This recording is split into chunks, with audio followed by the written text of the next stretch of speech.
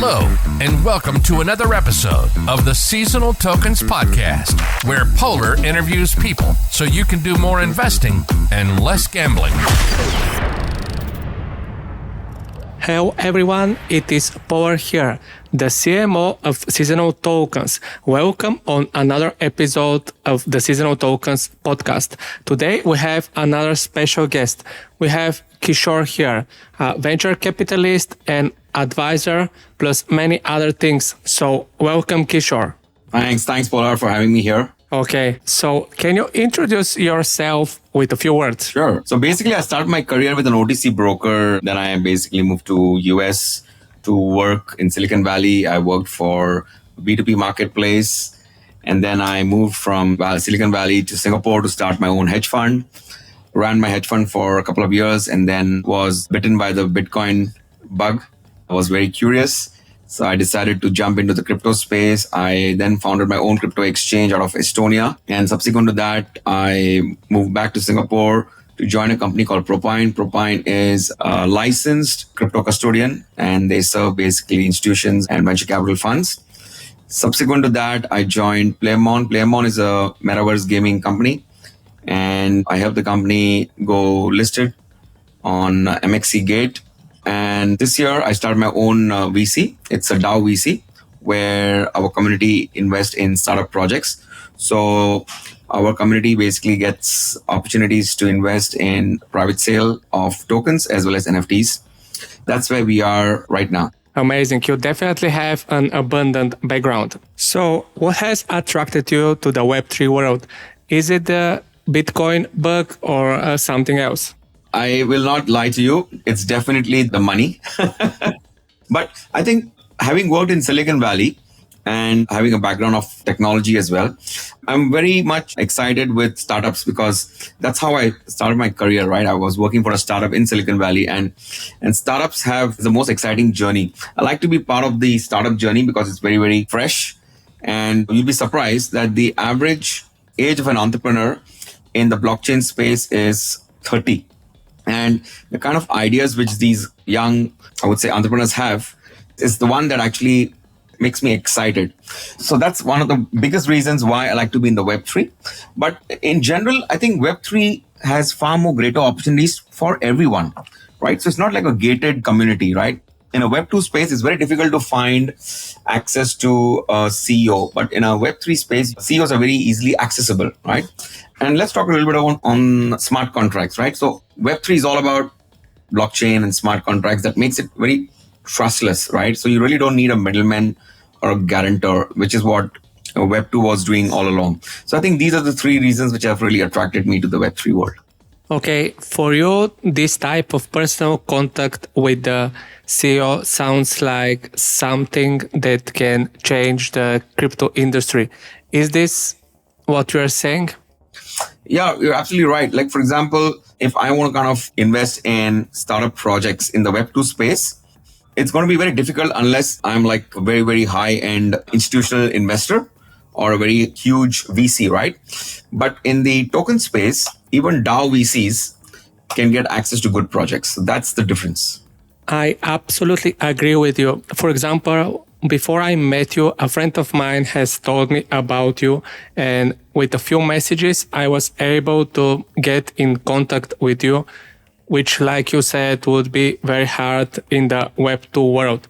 So yeah, I'm also grateful for this opportunity to be able to talk with CEOs and people who are in higher positions with ease, which I think can make a very big change in the industry and also can give us a lot of opportunities, like you just said.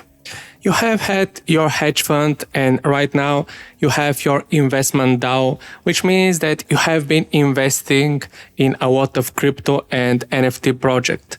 And our podcast is mainly about crypto investing. So I just can't hold myself and don't ask you, what do you think people should look for when searching for a project to invest in? Because you have seen so many projects, and for people, it is much harder to make their choice because they don't have your experience. So based on your experience, what do you think people should look for?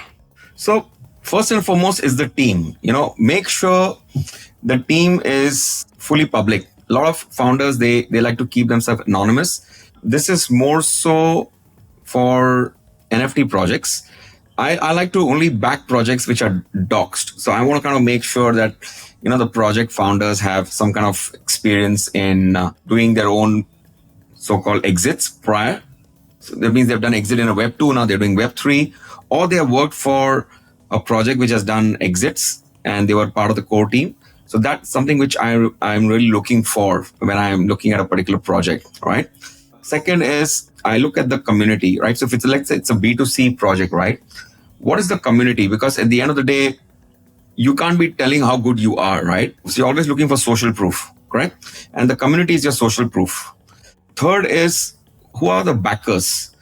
At the end of the day, if somebody is saying, okay, I'm willing to, let's say, put my money where my mouth is, that's what I'm looking for. Like, who's really backing you? And if these backers have successful exits in the past, there's a very high chance that they have done a proper duty on the project. And that's where I like to kind of support.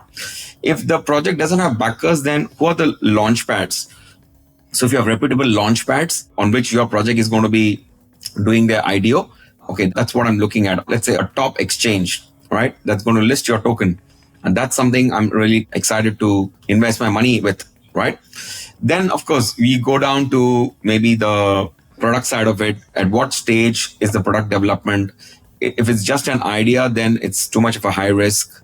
And then, of course, finally, the tokenomics. In tokenomics, especially the vesting is very important, because if you are not careful, it can really affect the price action once the token gets listed on the exchange. So I think these are some of the things. Plus, of course, you have to make sure that, the smart contract is audited. The project that you're investing the money is a utility token. It's not a security token, just to ensure that you're on the right side of the legal. So make sure there's a legal opinion. I guess these are some of the things. And of course, there are a lot more other things as well. But I guess these are the big checkpoints which I will kind of look at before I kind of do a deep dive. Okay, great. So you mentioned that it is very important the project to have backers in order to invest in it. So do you think that having backing from 4 or 5 big VCs increases the chance of success of a crypto project? Or people should care more about other characteristics of the project before deciding to invest in it or not? So here's how I see it, right? Project characteristics are very important. That's the first thing I see. However, having said that, if it's backed by some very reputable backers, it adds credibility to the project. So it's like, for example, right now you're doing a podcast with me, right? If I am backing your project, right, then it's pretty much easy for you to go out and say, oh, you know what? Crowdfund Junction is backing my project. Now, that doesn't mean the other VC will back you.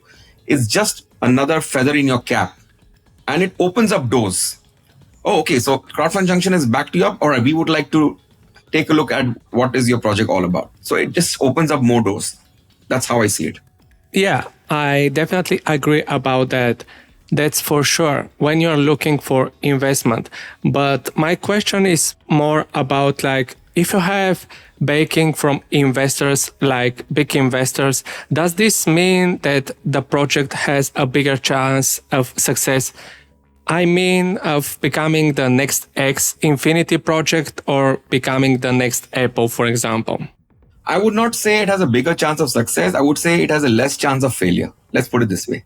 Okay. If you're talking of hedging, if you want to hedge your bets, let's say if you have a project which has got no backers versus project which has got backers, maybe the project which has got no backers will give you 10x, 100x, I don't know. But definitely the project which has got backers, even if it doesn't give you 10x, 100x, you definitely know that this project is not something which will have a rug pull, or the founders will basically, run away with your money, because there's too much at stake over here. Yeah, I agree with you. But like you said, having big backers is definitely not guarantee of success. maybe it decreases the chance of failure, but at the same time, there's so many factors that we don't know about. And sometimes something unexpected bad happens. And when I'm saying this, I'm having in my mind the situation with Terra Luna. I'm sure that you are familiar with that. We know that they have had many big backers, like, for example, Binance. And still, we have seen that what has happened with the project in the end. Right now, it seems that the community is trying to revive the project, but who knows if they're going to succeed or not.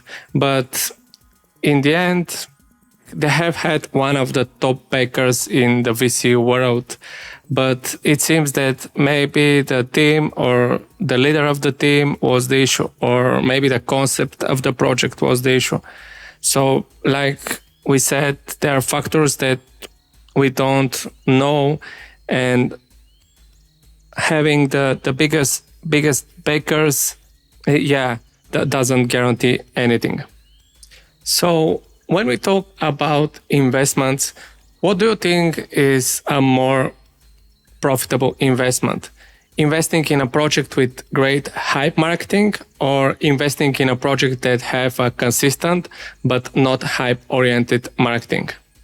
Okay, so I guess a little bit of both is needed, right?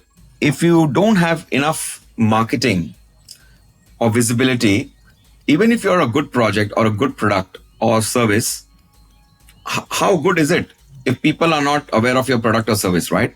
So the world today is all about shouting as loud as you can to be heard. For the reason being is everyone is fighting for attention, correct? So when you go to a supermarket, right, on the shelf there are so many products, right? So let's say you go just to a chocolate shelf, right?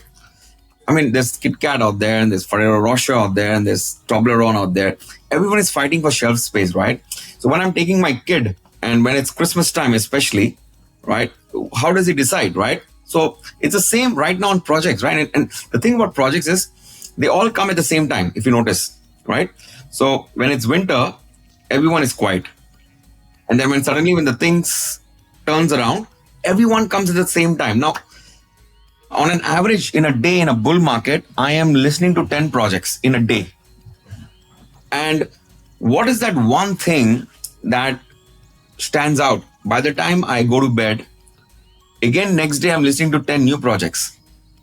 So I can only think of one or at the most two. And it's not possible to remember all the 10 projects. So you need to stand out. And which is why I think a little bit of both is important. Yeah, I think that you definitely have right here. But for me, it really depends what are the goals of the project. Because we have seen that most of the meme projects, they focus on the hype marketing and then they disappear. They stop delivering and forget about their communities. But when we talk about more serious projects, they do some sort of a hype marketing, maybe in the beginning or pre-launch. And after that, they focus a lot on consistent type of marketing, like content marketing, for example, or other types of value-giving type of marketing without pushing people to buy their tokens. So I definitely agree with what you're saying.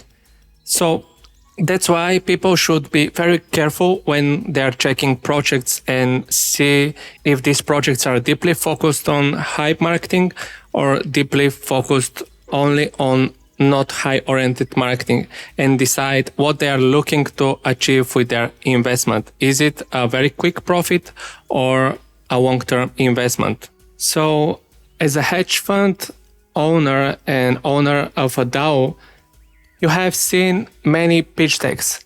So what we should be looking for in them if we want to invest in one project or another?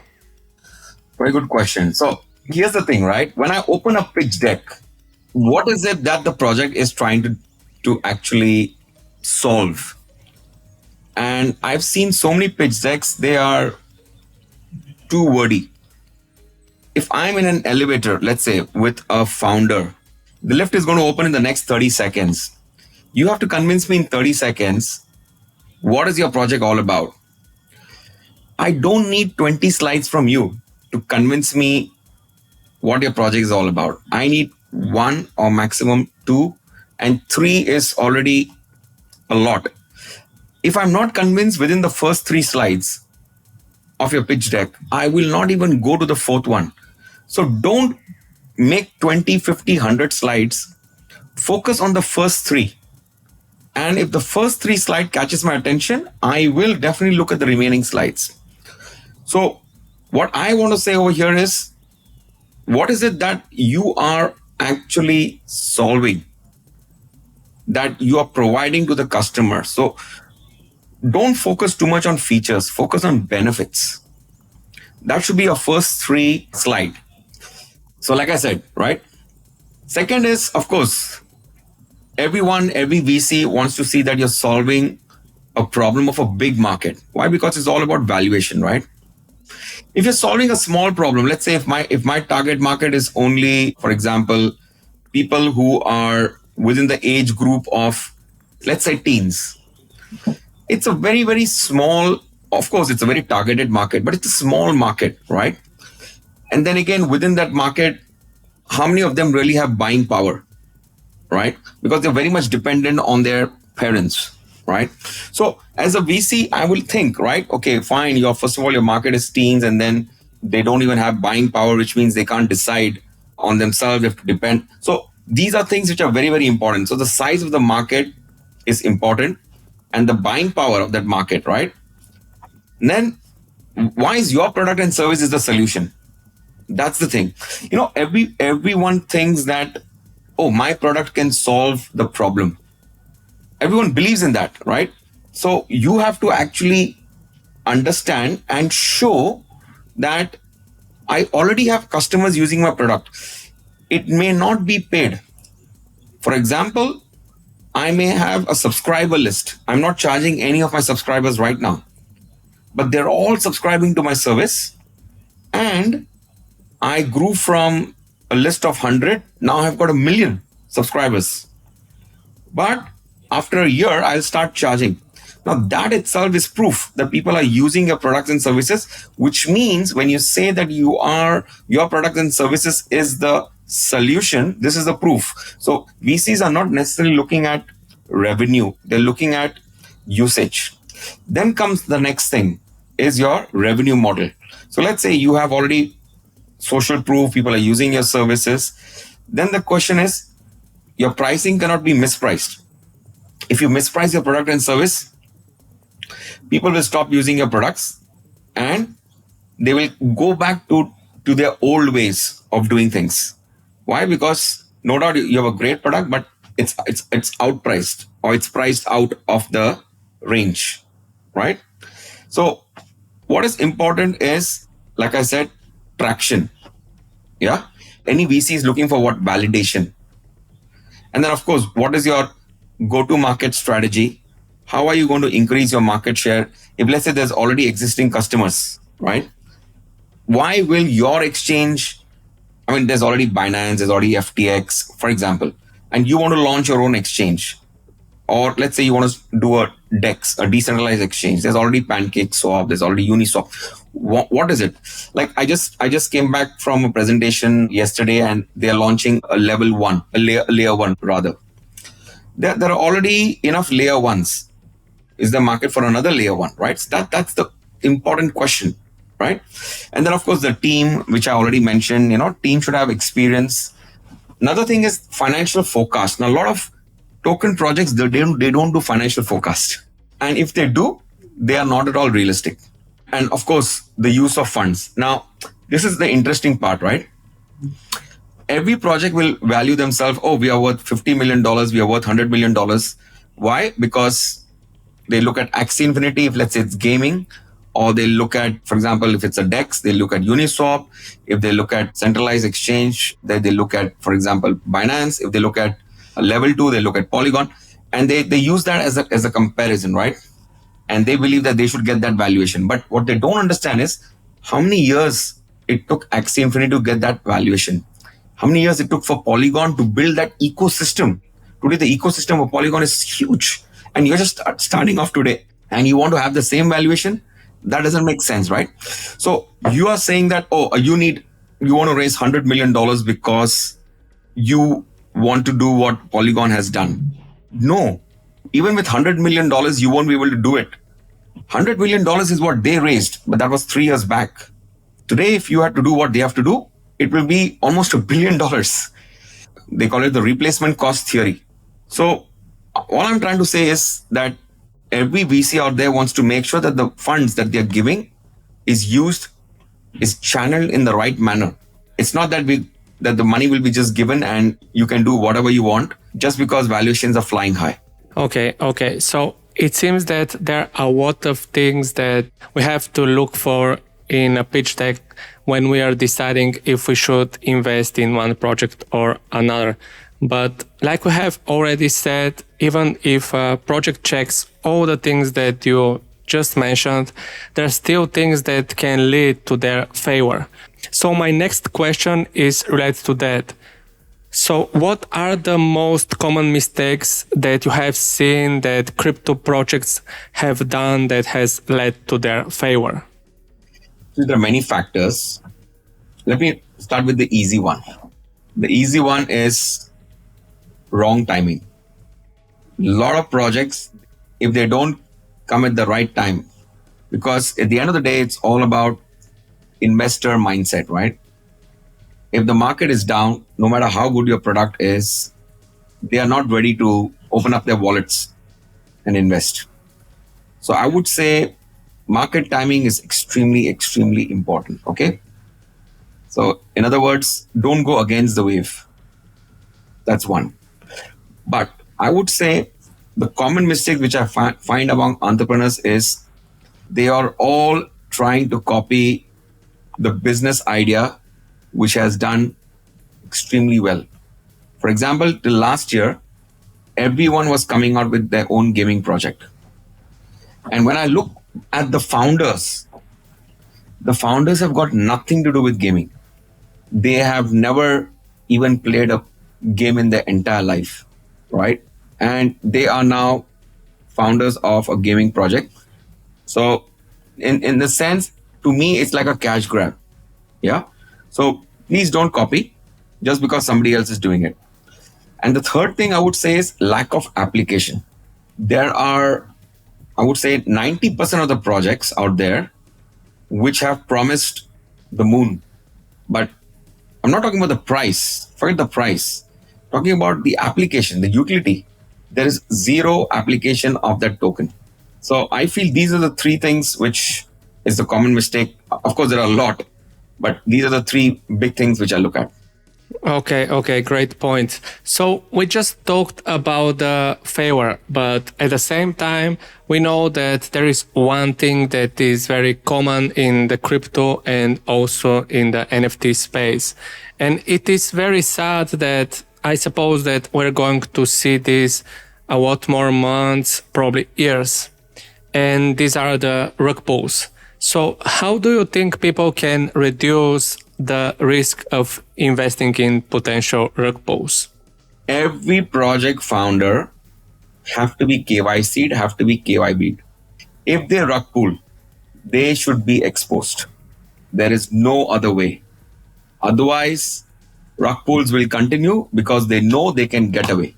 If you make 2, 3, 10 projects, you reveal their founders, their names, right? What will happen? Others will either run away because they know that there's no way to get easy money. And if they get it, and if they run, they will be exposed, right? I think that's very important. This project failure is a different issue. You started the project, you did everything to make the project successful, and the business failed. That's understandable. Business failures is part and parcel of an enterprise, right? But rug pull, scams, frauds have to be exposed. So I think that is the missing element right now, because a lot of people say, oh, crypto startups, high risk, high return. Wrong.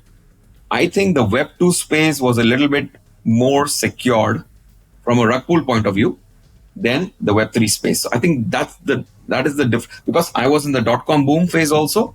And now I'm in the crypto boom space also. And the difference which I see is in the Web2 space during my days in Silicon Valley, every single startup, you knew the startup entrepreneur, more or less. But in the Web3 space, people are just raising money over a Zoom call. People have no idea where these founders are. We don't even know whether the person who's presenting is actually the founder or the person who's presenting is fronting the founder or fronting the project. And then a lot of them will outsource their entire, this was happening a lot in the gaming, they would outsource the entire gaming to a studio. And once they raise the money, either the studio will say, I'm sorry, we had told you we'll do this project for, let's say, for example, 100 grand, but now I'm sorry, we'll charge you 1 million. So they are at the mercy of the studio. So the founders are like, what the hell, forget it. Who wants to do it? We'll just kind of take the money and say goodbye. Yeah, it happens from time to time. You are absolutely right about it. When agencies or other outsourced companies see the money, the potential of the project, they just want a bigger piece of it and say like, we want not 100, but 1 million, like you just said.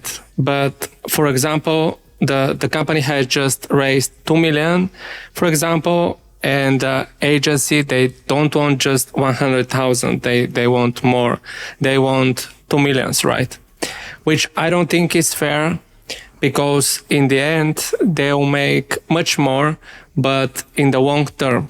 But some of the people from this agency, for example, the owners probably become greedy, and this ruins everything. And we have seen this many times so far. But you are absolutely right that KYC is somehow a solution for that. But I'm sorry to say that we still see projects with KYC that rug pull people, and after that you can't find the owners. So I believe that also something that can help with the rug pulls are the companies that do the KYC. I think that there are a lot of them that they just don't care about it. They just don't care if the project will do a rug pull or not. They just want to get the money. And if the project rug pulls, then they don't do anything about it. So maybe it is not only the KYC, but also the companies that do this KYC. There are so many projects, like you said, that you can invest in, and there are so many things that we have to look for. But I know that there are some places where you can go and you can make your job easier. Places where someone has done some sort of filtering for you. So this can reduce the time that you have to spend and also the energy to research a project. So where do you think people can find the best possible investment opportunities that are somehow filtered? I think you're talking about projects that are planning to do their initial fundraise, right? You're not talking about secondary that are already listed, right? You're talking about first time. Yeah, pre-launch investments. Correct. Okay, so if that's the case, then I suggest if you want to kind of play it safe, then go for reputable launch pads. Because what they do is they want to make sure that their community is given projects which are reputable. So they do a lot of due diligence, and they also have some kind of insurance, like with the recent market crash and the rug pull. They want to make sure that the price of the token is above the IDO price. Otherwise, the projects don't get the money which is fundraised from the public. So I suggest go for IDO. The other is IEO, Initial Exchange Offering. A lot of exchanges do offerings on the exchange. That's also another, I would say, relatively safe compared to you just buying the project tokens from the project website. Now, that's, I would say, the highest risk. But unfortunately, there's some downside to this as well. The downside is when you go to a launchpad or an IEO, the problem is they expect you to have their launchpad tokens. They expect you to have their exchange tokens if you do an IEO. And it's the same with NFTs also. Now, NFTs is of course the most highest risk because you're just mostly buying, JPEGs or gaming, I would say, avatars, and hoping that that game will do well or that NFT will do well. So that's like the real highest risk. So again, over there, I would suggest go and buy it through a INO launchpad, because they would have also done a huge amount of, I would say, due diligence. So I would say these are the easiest and the much preferred way, instead of you just jumping in and going and buying directly on the project website, or if it's NFT, you're minting on the website of the project. Yeah, great suggestions. I definitely agree with you, and I wanted to ask you about that because we both know that the biggest opportunity to make the most is actually to invest in a project that is in a pre-launch phase. But at the same time, it is also a very risky investment. But at the same time, if you want higher gains, you have to put high risk, right? So the whole crypto space is risky. So please come with that mindset.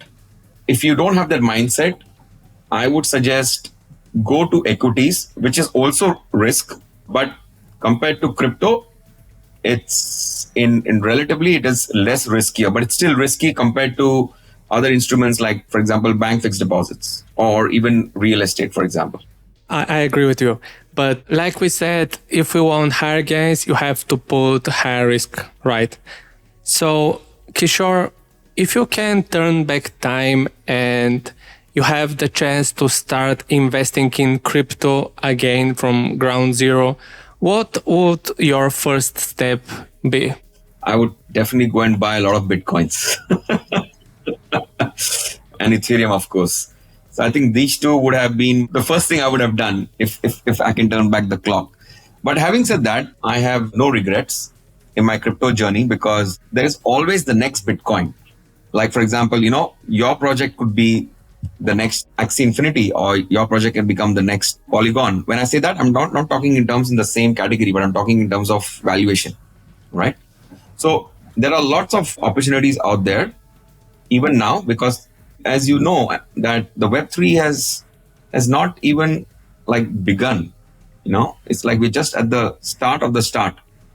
So there's a lot of room for growth, and thanks to Bitcoin becoming like the main store value for a lot of people to ape into cryptos, a lot of startup projects have started to get a lot of traction. Okay. So there is still chance to become a millionaire from crypto, right? Oh yeah, of course. But of course, none of the things that we have just said should be accepted as financial advice. You have to do your own research. All of the things that we have mentioned are based on our experience, and your journey may be very different from ours. But Kishor, we're now I don't know how many years since the beginning of your crypto journey, and you have seen so many projects. You have invested in many projects, but at the same time, some of them have failed. So how do you think people can, in that case, based on your experience, how do you think people can do more investing and less gambling in crypto and NFT world? A very simple way is dollar cost averaging. People have this FOMO, right? Like every time the price goes up, oh my God, I should not miss out. And there are more people buying Bitcoins at 60,000 levels. And right now Bitcoin is at 20,000 levels. People are not much interested in buying, right? So it's crazy, right? At 60,000, you were like, oh my God, it's going to go to 100,000, better buy now. But at 20,000, no one wants to buy. Now, I totally get that. And majority of people are in this category, right? So I suggest do dollar cost averaging, where every month you say, okay, fine, let's have a disciplined approach, right? Okay, fine, I'm going to put aside whatever, let's say $1,000. Now, when I say $1,000 means that $1,000 is not your entire salary or your entire savings, right? So let's say your savings is $10,000. So maybe put 10%, $1,000. And doesn't matter what the price of Bitcoin is. You every month just buying a Bitcoin or Ethereum or whatever. Let's say you are interested in the metaverse, buy some great metaverse coins. If you're interested in layer 2, buy layer 2 coins. If you're interested in whatever is your interest, you just ape into that. NFTs for that matter, right? If you like NFTs, no problem. Take $1,000 every month, just buy some NFTs of yours. And I think that should be the approach. Okay, but we both know that NFTs are a much riskier asset than the cryptos, right? They're all risky. Yeah, it's just one is riskier than the other. You're right. Yeah, absolutely. And right now, in the current market situation, everybody's saying that we are in some sort of a bear market. And we know that this is not going to be the last bear market, because after every bull market, there is always a bear market. This has always been like that in the stock markets. And as you know, after the rain, there is always a sun. So it doesn't make sense not to have that in the crypto world too. So based on your experience, what do you think a person should do during such bear markets? Oh, well, like you rightly said, this is not financial advice. Just do your own research. But I think in a bear market, you can get some really good gems at throwaway price. Like, for example, right? I mean, think about it, right? What was the high of Ethereum? Like, it was almost, if I'm not mistaken, 4,000? Okay, forget Ethereum. Let's say Bitcoin. The high of Bitcoin was almost 60,000 plus, right? Now it is 20,000. So we're talking of what? 70% correction, almost 80% correction, right? Let's look at some very, very, very good projects, right? So there's, for example, Cardano, Solana, Polkadot, Polygon. And by the way, all these names doesn't mean that I'm suggesting go buy them. All I'm saying is, let's say Uniswap, for example, right? Now, Uniswap was at a high of almost $45 and it dropped to a low of $3. And this is not too long ago. It was just like in June, July. It was like $3. And in $3, from $3, now it is $7, which means if you had aped in at $3, you would have already doubled your money because now it's $7. So again, look at risk reward. So how you look at risk reward, right? So let's go back in time, right? I'm looking at Uniswap right now. So Uniswap was at $45 way back in 2021 around June. Exactly a year later, it was at $3. So ask yourself this question. What is my risk? From $3, it can go to zero. So my risk is $3. But when Uniswap is at 43, what is my risk? My risk is 43. So now compare 43 and 3. You're coming in at which level? You're coming in at $3 when the downside is only 3, whereas you're coming at 43 where your downside is 43. Now let's look at the upside. If I look at the upside, if Uniswap goes back to its 1 year, previous year high level, which is 43, my $3 can become 43, which means we're talking of almost a 15x return over here. So think in terms of risk reward. I'm not saying it will happen overnight. It may take 1 year, it may take 2 years. I don't know. I can't see the future, right? But always think in terms of risk reward, right? So when you know that your downside is less and your upside is more, that's when you know it's the right time to go in. Amazing. Yeah. What you're saying is absolutely brilliant. We should always measure the risk and earning potential, profit potential in the end, because this is what matters. And like we have already said many times, there is a risk in almost all assets. So you have to make your own decisions based on facts, formulas, and things like that have proven over time, not based on something that someone has said or something like that.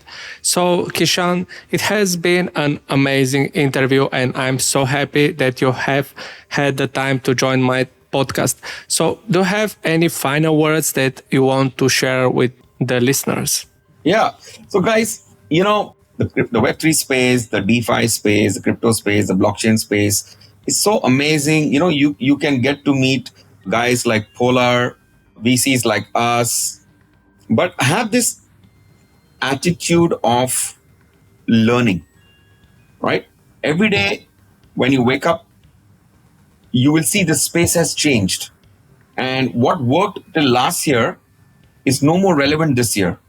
So this space is very, very dynamic. Keep yourself plugged in. Be part of some community. There are a lot of Twitter spaces out there. Join Twitter spaces, right? Ask questions. Go for a lot of events. There are so many blockchain events now happening thanks to COVID no longer being an issue anymore. Especially in Singapore, for example, there are so many events coming up. And wherever you are, just go for these events, right? And don't hesitate. Don't hesitate, because everyone in this blockchain, if anyone says he's an expert, don't believe. Nobody is an expert. Okay? We are all learning and we are all growing because the space is growing, right? So if you need any help, reach out. I would say majority of people are there to help you, but also be very, very careful, because you will come across people who will ask you to ape into a particular coin or tell you to buy into certain projects or NFTs, and tell you that, your money can grow 100x, 1000x. Don't let that be the reason for you to be part of the Web3. No. Your reason to be into this Web3 is to educate yourself so that you stay relevant. Otherwise, you will become a dinosaur, because the metaverse is coming, whether you like it or not. Web3 is coming, whether you like it or not, right? Companies and brands are going to NFT their products and services, whether you like it or not, right? So then the question then is, okay, fine. Then how do I be part of this metaverse, this Web3, this NFT? And another thing is, don't try to wake up in the morning and say, okay, I want to now understand everything. No, take baby steps. Tell yourself, okay, today or this month, I'm going to focus only on, let's say, NFTs. Then next month you say, okay, fine, I've understood NFTs. Let me understand what is metaverse. Then maybe Web3. So don't try to jump, because when you try to jump, you will fall and you will feel this space is not for me. Yeah. Also be very, very careful in terms of security.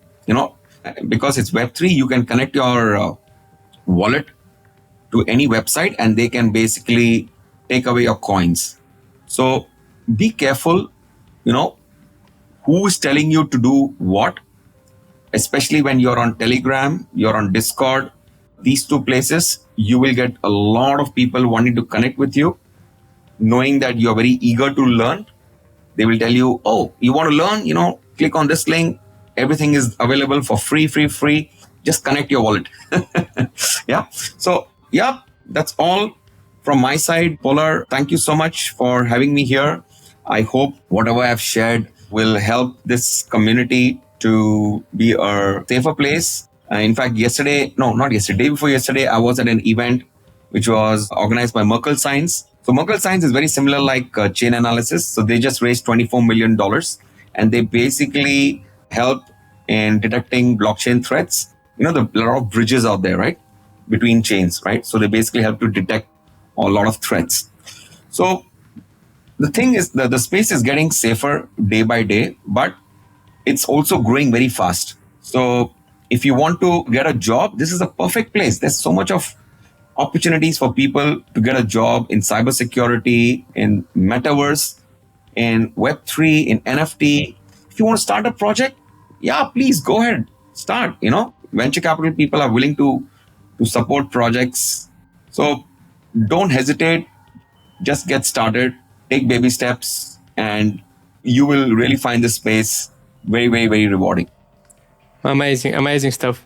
Thank you very much again, Kishor, for being a guest on the Seasonal Tokens podcast.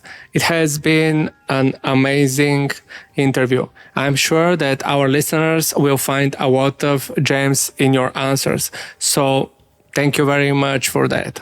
Thank you for having me, Polar.